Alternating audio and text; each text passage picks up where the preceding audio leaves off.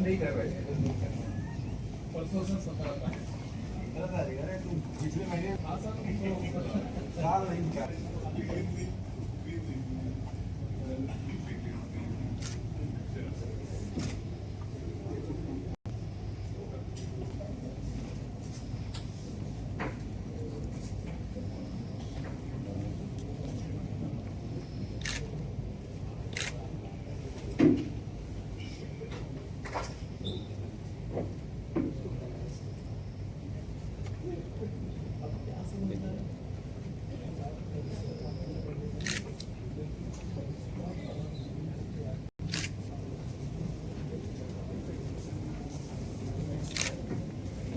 Careful.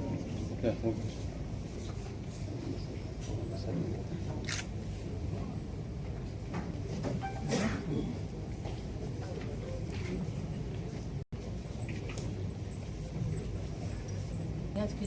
हाँ, madam को बोलवा चलिए ठीक है।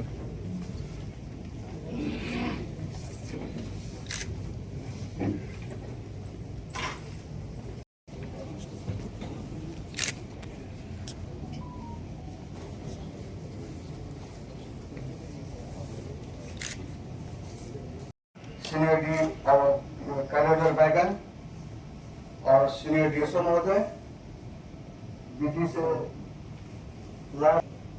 दोनों आदमी साहब को और मेरे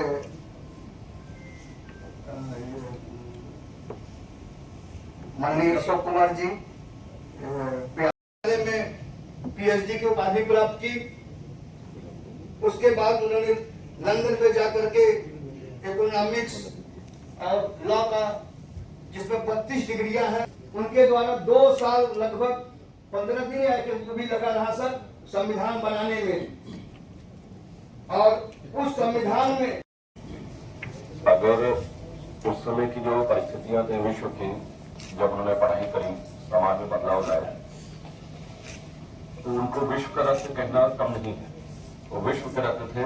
ऐसी प्रतिभाएं और ऐसे व्यक्तित्व निश्चित रूप से ईश्वरीय कृपा से ही उस समाज को मिलते हैं, जो न केवल समाज की दिशा बदल देते हैं बल्कि उसका भविष्य भी निर्धारित करते हैं।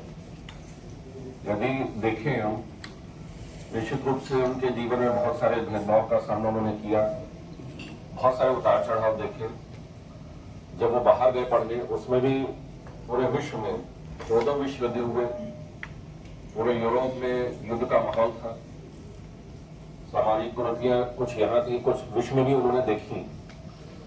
फिर भी उन्होंने उन सब जगहों से केवल अच्छाई को पकड़ा, अच्छाई को पकड़ के हमारे समाज को आईना दिखाया और यह स्पष्ट किया कि हम जिस रास्ते चल रहे हैं उसमें हमारा भविष्य नहीं है, उसमें हमारा कोई भविष्य नहीं। और ऐसे महान विभूतियों को जीवित काव्य बोधिसत्व मिलना बहुत बड़ी बात है। यह दिखाता है कि उन्होंने न केवल ज्ञान था उनके पास, बल्कि कर्म था, और बहुत दोनों में उन्होंने समता बना रखी थी। जिस व्यक्ति के अंदर ज्ञान और कर्म का साम्य स्थापित हो जाता है, वही बोधिसत्व है, वही बोधिसत्व। उनको ऐसे ही बोधिसत्व नहीं कहते। वो जानते थे कि राजनीतिक स्वतंत्रता मिलेगी हमें, कभी न कभी तो भारत को मिलनी ही थी, लेकिन जब तक आर्थिक स्वतंत्रता और सामाजिक समरसता नहीं है तो राजनीतिक स्वतंत्रता किसी काम की नहीं हो सकती। इसलिए उन्होंने जब संविधान निर्माता के रूप में उन्होंने इस चीज को विशेष ध्यान रखा कि जो हमारी राजनीतिक स्वतंत्रता जो संविधान में स्पष्ट रूप से लिखी है, उसका लाभ हर व्यक्ति ले सके, उसके लिए उन्होंने सामाजिक सुधार संबंधित प्रावधान भी संविधान में किए। आर्थिक दृष्टि से देश को आगे ले जाने संबंधित उनकी कई थीसिस हैं। रुपए को लेके आरबीआई के निर्माण में उनका बहुत बड़ा योगदान है, रिजर्व बैंक ऑफ इंडिया के निर्माण में।